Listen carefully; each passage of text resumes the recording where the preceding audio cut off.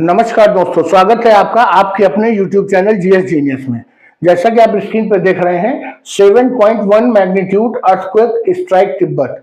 तिब्बत में 7.1 तीव्रता का जो भूकंप आया है उसके विषय में आज हम आपको कुछ जानकारी देंगे। उसमें ये भूकंप क्यों आता है, भूकंप कहां पर आया है इस बार, उससे बचने के क्या तरीके हैं और भारत में उसके झटके कहां कहां महसूस हुए हैं। आज इन सब चीजों पर हम आपसे बात करेंगे। तो इससे पहले कि हम वीडियो शुरू करें, आपसे हमारी रिक्वेस्ट है कि हमारे चैनल को सब्सक्राइब कर लीजिए, जिससे इसी प्रकार का जो समय समय पर करंट अफेयर्स का मुद्दा है, समसामयिक मुद्दे हैं, वो आपको वीडियो के रूप में मिलते रहें। तो चलिए मित्रों, शुरू करते हैं। जो भूकंप की सूचना है, ये आप चित्र देख रहे हैं। ये भूकंप के बाद जो रिकवरी हो रही है, जो लोगों को जिंदा लोगों को निकाला जा रहा है, ये वही चित्र है जो चीन से आया हुआ है। दूसरा चित्र देखते हैं। ये देखिए, ये अभी जो भूकंप आया है, उसी आज जो भूकंप आया है 7 तारीख की सुबह, उसी की चित्र है। A strong 7.1 magnitude earthquake on Richter scale. ये जो रिक्टर स्केल होता है, ये भूकंप की तीव्रता को मापने का पैमाना होता है। उसने strike Tibet in China on Tuesday morning 7 जनवरी 2025। इसके जो झटके हैं वो नेपाल, सिक्किम, बिहार, वेस्ट बंगाल और दिल्ली तक महसूस किए गए हैं। तो आपको बता दूं कि मंगलवार 7 जनवरी को सुबह 6:50 पर जो चीन के कब्जे वाले तिब्बत में 7.1 तीव्रता का भूकंप आया है और वो उसके झटके भारत में और नेपाल में दोनों जगहों पर महसूस किए गए हैं। अभी तक जो सूचना थी वो थी कि 60 लोग इस भूकंप में मारे गए हैं, लेकिन अभी जस्ट ये वीडियो बनाते बनाते मैंने देखा था न्यूज, तो मरने वालों की संख्या 84 हो गई थी। और उम्मीद करता हूं कि जब तक ये वीडियो आपके पास आएगा, ये संख्या 100 तक पहुंच चुकी होगी। इसके अतिरिक्त 300 लोगों के गंभीर रूप से घायल होने की सूचना है। ये सूचना भी धीरे धीरे इसकी संख्या भी बढ़ेगी और हो सकता है कि जब तक आप इस वीडियो को देखो तब तक ये सूचना मरने वालों की संख्या 100 और घायलों की संख्या 500 तक पहुंच जाए। जो भारत में नेशनल अर्थक्वेक मेजरमेंट सेंटर है, जो भूकंप की तीव्रता और उसके नुकसान और उसका सबका आकलन करता है, उसने जो समय बताया है वो 6:30 बजे का बताया है। ये समय कैसे बताते हैं, कैसे सीस्मोग्राफ होता है, कैसे रिक्टर स्केल होती है, क्या मरकरी स्केल होती है, भूकंप को कैसे नापते हैं, अगर इसके बारे में आप डिटेल से जानना चाहते हैं तो इस पर मैं ऑलरेडी एक डेडिकेटेड वीडियो बना चुका हूं, जिसमें बताया गया है कि भूकंप क्या होते हैं, कैसे आते हैं, उनको कैसे नापा जाता है, इपी सेंटर क्या होता है, हाइपो सेंटर क्या होता है।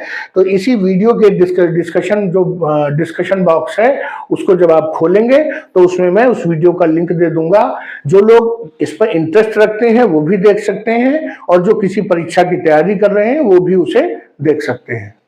तो मित्रों, नेशनल अर्थक्वेक मेजरमेंट सेंटर ने सुबह 6:30 बजे का समय निर्धारित किया है और उन्होंने बताया है कि जो इस भूकंप का इपी सेंटर था, इपी सेंटर वो जगह होती है जहां पर भूकंप सबसे पहले स्ट्राइक करता है। पहला झटका जो भूकंप का है वो इपी सेंटर पे ही लगता है।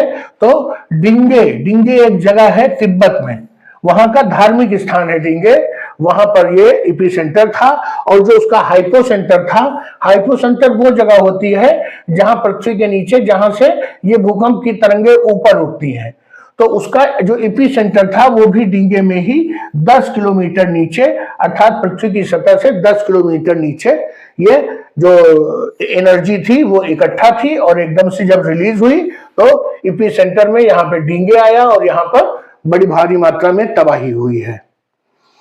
कुछ जो वीडियो फुटेज आए हैं डिंगे से, वो ये बता रहे हैं कि वहां पर बहुत बड़े बड़े मकान नहीं थे, बहुत छोटी जगह है डिंगे, वहां पर कोई हाई राइज बिल्डिंग्स और इस तरह की चीजें नहीं थी, इसलिए बहुत ज्यादा नुकसान नहीं हुआ। नहीं तो जिस तीव्रता का ये 7.1 मैग्नीट्यूड का भूकंप है, उसमें अगर जो बहुमंजिला इमारतें होती वहां पे तो मरने वाले का आंकड़ा 10,000 या 12,000 से कम नहीं होता।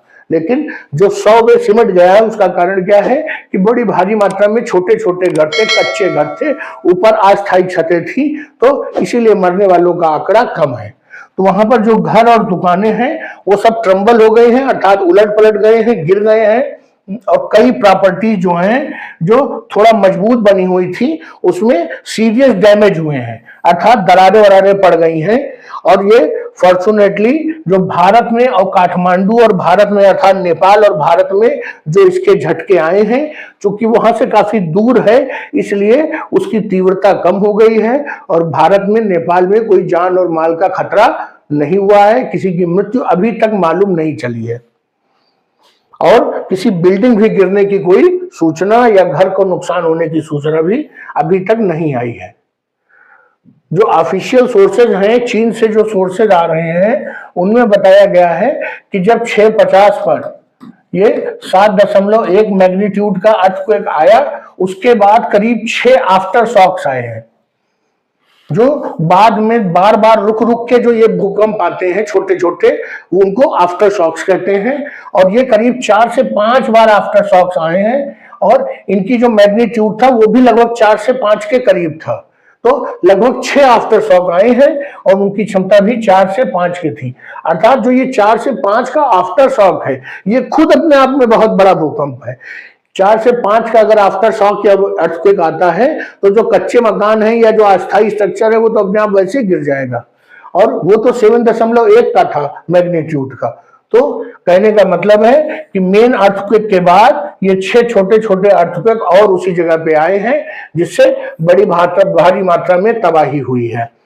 ये जो 7.1 मैग्नीट्यूड का भूकंप आया है ये प्राइमरी सीस्मिक वेव्स के कारण आया है, और उसके बाद के जो भूकंप हैं वो सेकेंडरी वेव्स के कारण आए होंगे या सरफेस वेव्स के कारण आए होंगे। सरफेस वेव्स भी 2 प्रकार की होती हैं, रिले और लव वेव्स। तो मित्रों, अगर इसके बारे में आप सब डिटेल से जानना चाहते हैं कि जो मेन भूकंप क्यों आया, उसके बाद ये बाद के आफ्टर शॉक्स क्यों आए, ये सरफेस वेव्स क्या होती हैं, सेकेंडरी वेव्स क्या होती हैं, तो इसी वीडियो के डिस्क्रिप्शन में हम आपको इसका एक लिंक दे देंगे। 2 छोटे छोटे वीडियो हैं, एक में भूकंप के बारे में पूरा बताया गया है और एक में इन भूकंपीय तरंगों के बारे में बताया गया है जो वास्तव में भूकंप लाती हैं। तो मित्रों, आप उनको अगर देखेंगे तो आपको भूकंप के बारे में एक समग्र जानकारी हो जाएगी, और कभी अगर भूकंप पे कोई चर्चा होती है तो आप बड़ी कॉन्फिडेंस के साथ अपने जो बात को रख सकेंगे। तो चलिए मित्रों, वीडियो को समाप्त करते हैं। ये जो तिब्बत से भूकंप के विषय में सूचना आ रही थी वो मैंने आपके समक्ष पूरी डिटेल में रखी। अभी 60 लोगों के मरने की सूचना है, लेकिन आने वाले समय में ये संख्या और बढ़ेगी, और जिस प्रकार से ये संख्या बढ़ रही है, पिछले 3 से 4 घंटे में 60 से 80 हो गई है, तो जब तक ये वीडियो आपके पास आएगा तब तक हो सकता है संख्या 100 की हो जाए। तो चलिए मित्रों, वीडियो को समाप्त करते हैं। अगर कंटेंट सही लगा हो, अच्छा लगा हो, जानकारीपूर्ण लगा हो तो वीडियो को लाइक करिए, चैनल को सब्सक्राइब करिए और हमारे उत्साहवर्धन के लिए कमेंट्स में 2 शब्द अवश्य लिखिए।